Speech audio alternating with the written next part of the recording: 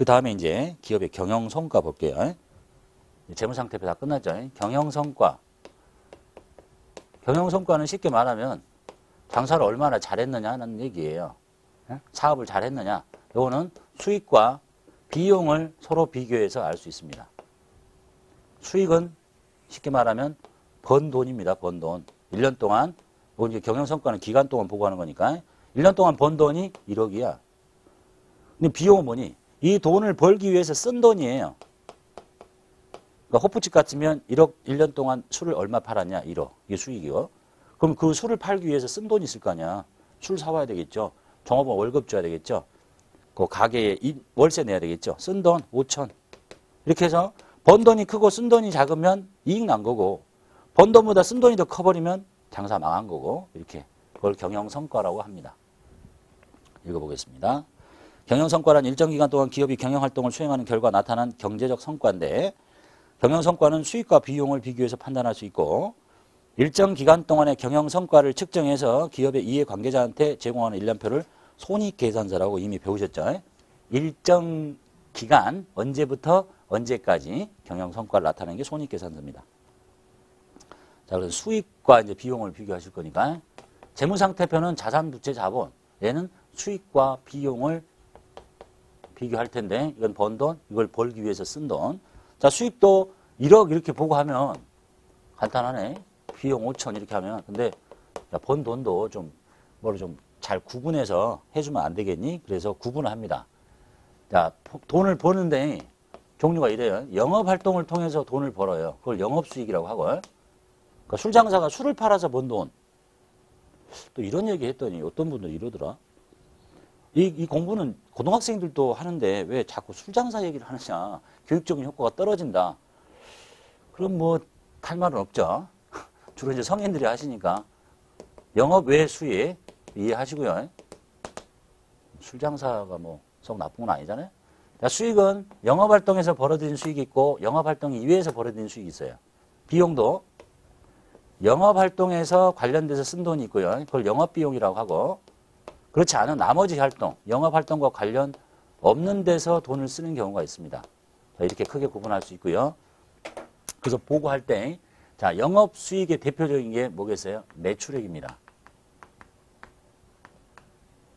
매출액의 구체적인 이름을 들어가 보면 상품을 팔면 상품 매출, 제품을 팔면 제품 매출 이렇게 이게 영업수익이에요. 이렇게 보고하고 나머지 영업활동과 관련 없는 거 영업의 수익이라고 합니다. 이제 9번 이게 일반 기업 기준에 정한 구분이에요. 자, 매출액, 영업의 수익. 여기 이제 술 팔아서 번 돈. 호프집 하는 사람이 술 팔지 않고 돈을 벌 수도 있어요. 그게 영업의 수익인 거야. 술장사가 술 팔지 않고 대표적인 게 뭐 있겠어요. 돈을 많이 벌어서 이제 은행에다 예금을 했더니 이자가 생겨요. 그럼 이자 수익이라고 하거든요. 여기 이제 술을 파는 것은 상품 매출이라고 하고 매출을 다 같이 섞어서 쓰면 안 되지. 술 파는 게 얼마고 나머지 활동에서 돈을 얼마 벌었는지 이렇게 따로따로 보고 하는 겁니다. 비용도 마찬가지고요. 영업비용의 대표적인 게 매출 원가입니다. 말이 좀 어려운데요. 매출 원가. 매출 원가는 뭐냐면 술장사가 술을 팔았잖아요. 그러면 그 술을 팔려면 술을 사와서 술을 쓴 거 아니에요. 응?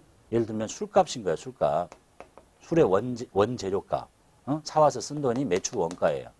그 다음에 장사를 하려면 영업활동과 관련돼서 뭐가 있어야 되냐면 판매활동과 관련된 비용, 판매비, 그 다음에 그 가게를 관리하는데 또는 회사를 하는데 들어간 돈이 있어요. 그걸 판매비와 관리비 또는 뭐 판매비와 일반 관리비라고 합니다. 이거 예를 들면 종업원의 급여, 그 다음에 가게의 전기세 이런 것들 보고 판매비와 관리비라고 하고요. 이 둘 다 영업비용입니다. 영업수익은 하나밖에 없죠. 매출액밖에.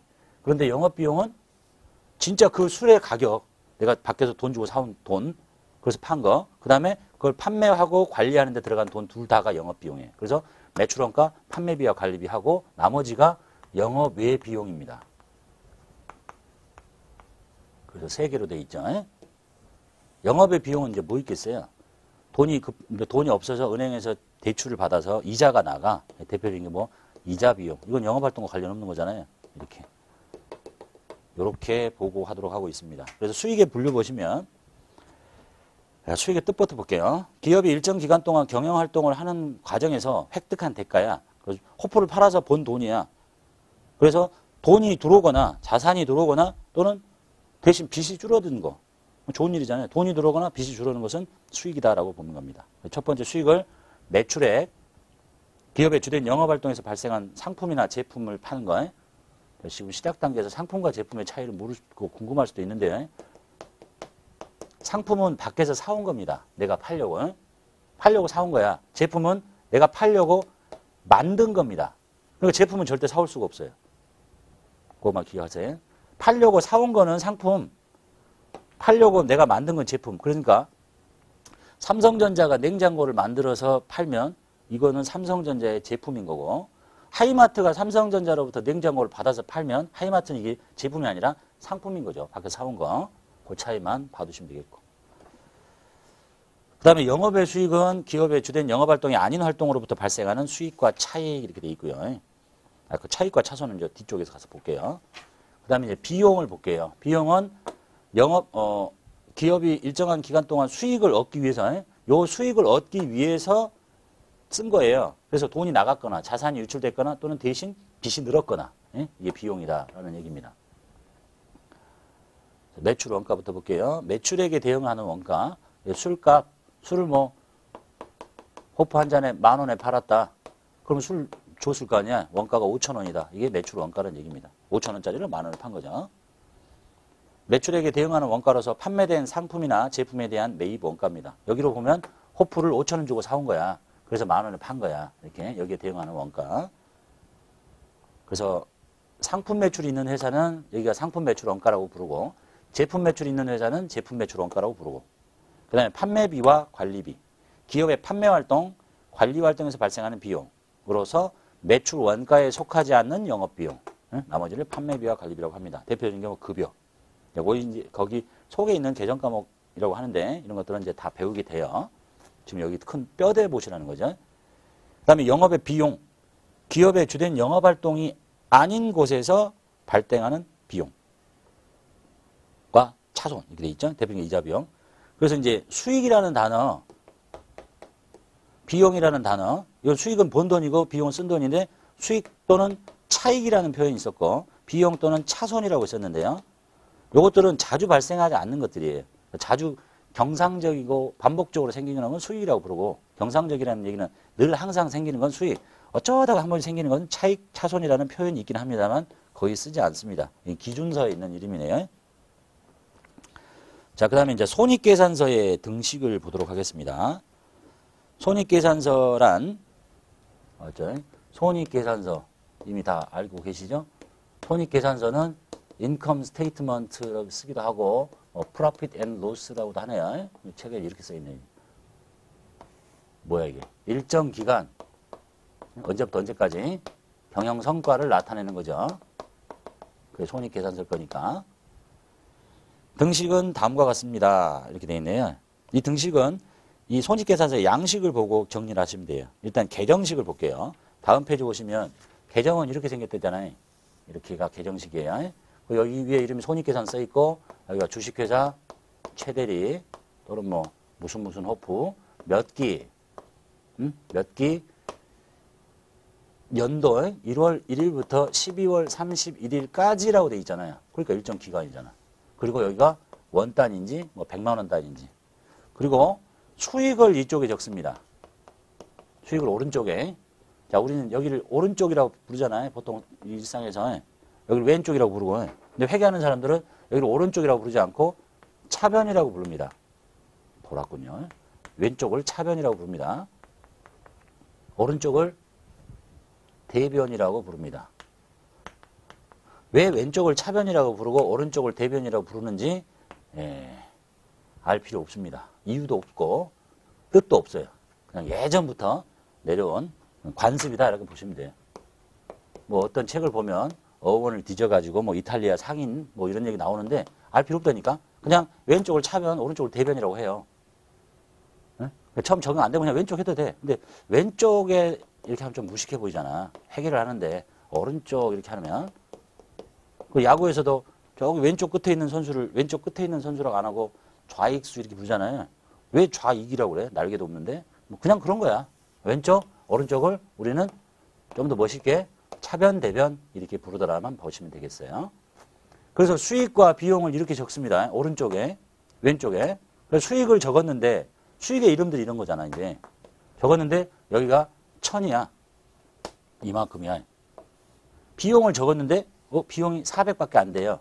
그 양쪽이 이제 일치를 해야 되는데 수익이 1000이고 비용이 400밖에 안 돼. 1년 동안. 그럼 여기가 지금 부족한 게 있죠. 600이. 이게 무슨 일이 생긴 거야? 1년 동안 장사를 했는데 호프를 1000원어치 팔았어요. 이걸 팔기 위해서 돈을 400원 썼어. 그럼 뭔 일이 생긴 거죠? 1년 동안 장사를 잘해서 이익이 난 거잖아요. 그러니까 여기 순이익인 거지, 이기가. 올해 거면 단기 순이익이라고 그런 거예요. 반대로 비용이 1000이고 수익이 400밖에 안 돼. 그럼 이쪽이 부족하잖아요. 그럼 뭐가 생긴 거예요? 손실이 생긴 거죠. 순손실. 그래서 손익계산서 등식이 이렇게 생긴 거예요. 여기 적어볼게요. 자, 비용 적분. 비용은 수익이잖아요. 근데 수익이 1000이고 비용이 400밖에 안 돼요. 그럼 이쪽에 뭐 있겠어? 순이익이 있겠지. 그죠? 그 다음에 비용이 1000이고 수익이 400이면 이쪽이 뭐겠어요? 손실이 생기겠죠. 600원. 자, 이 등식이 손익계산서 등식인 거예요. 등식 볼게요. 바로 전 페이지에 있죠. 자, 요거 볼게요. 총 비용 플러스 순이익은 총 수익 이렇게 돼 있고, 총 비용은 총 수익 더하기 순손실 이렇게 돼 있잖아요. 이게 손익계산서 등식이다라고 봐두시면 되겠습니다.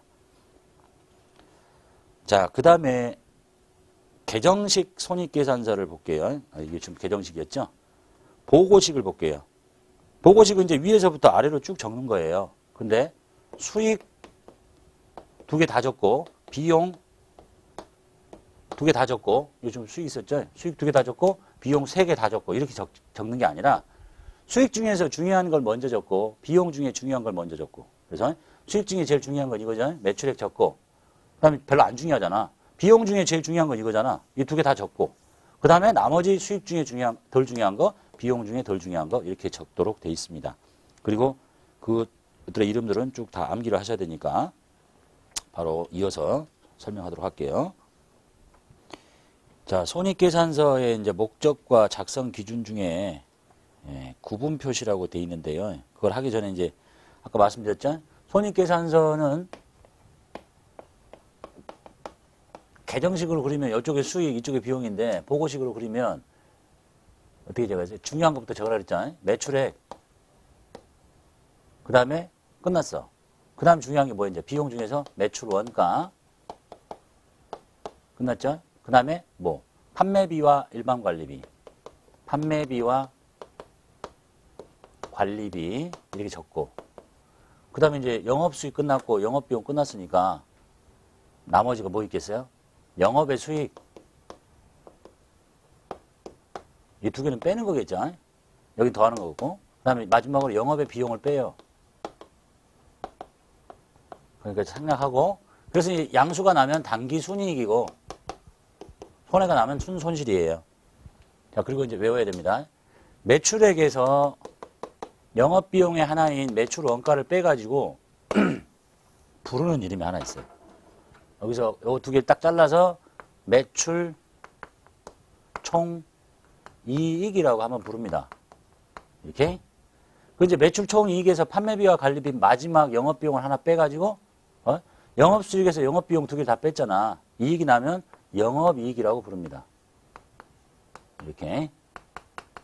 그리고 나머지 영업의 수익을 더하고 영업의 비용을 빼면, 여기는 지금 암기 안 하셔도 돼요. 그냥 순이익 했으면 좋겠는데, 이게 법인이면 법인세를 차감하기 전에 단기 순이익, 그리고 법인세를 빼서 단기 순이익. 개인사업자면 소득세를 차감하기 전에 단기 순이익, 소득세 빼서 단기 순이익 이렇게 부릅니다. 이 구조 외우셔야 됩니다. 자주 보고 외워야 되겠죠. 이게 보고식이에요. 자, 그래서 손익계산서 작성 목적하고 작성 기준 볼게요. 일반 기업회계 2장에 손익계산서는 일정 기간 동안 기업의 경영 성과에 대한 정보를 제공하는 재무보고서 맞죠? 손익계산서는 당해 회계기간의 경영 성과를 나타낼 뿐만 아니라 미래의 현금 흐름, 미래의 현금이 어떻게 흘러갈 건지, 또는 수익 창출 능력 등을 예측하는 데 유용한 정보를 주기도 합니다. 봐두시고 그 다음에 이제 첫 번째가 구분 표시죠. 구분 표시는 지금 여기 설명하는 거예요. 손익계산서는 매출액, 그 다음에 매출 원가, 자, 이걸 빼서 매출 총 손익이라고 했죠. 자, 손익이라는 얘기는 여기가 이익이 나면 매출 총 이익, 손해가 나면 여기가 더 크면 여기가 크면 음수가 나잖아요. 매출 총 손실, 요 두 개를 묶어서 손익이라고 지금 표현한 겁니다. 매출 총 손익. 거기서 판매비와 관리비 빼고 이익 나면 영업이익, 손해 나면 영업손실 붙여서 영업손익. 그 다음에 영업의 수익 더하고 영업의 비용 빼서 법인세 차감 전 순손익, 순이익, 순손실. 그 다음에 법인세 빼고 당기 순이익, 순손실 합쳐서 당기 순손익. 이렇게 구분하시래요.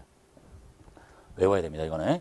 자, 그리고 뭐 제조업자나 판매업 및 건설업 이외의 업종에서는 매출 총 손익에 요거서 구분을 그냥 안 해도 되겠다라는 얘기네요. 제조업이나 판매업, 건설업 이외의 업종에서는 그냥 거기다 표시하는 거니까. 그다음에 수익과 비용은 총액으로 보고하십시오. 자산 부채도 총액으로 보고하라 그랬죠. 수익과 비용은 각각 총액으로 보고하는 걸 원칙으로 하고 다른 장에서 요구하거나 허용하면 수익과 비용을 상기할 수도 있습니다. 그런데 보통은 다 상기하지 않습니다. 나중에 배우시겠는데, 자, 단기 매매 증권 갖고 있다가 이게 뭔지 몰라도 돼요. 단기 매매 증권을 갖고 있다 이익이 나면 기말에 그걸 평가 이익이라고 하고 손해가 나면 평가 손실이라고 합니다.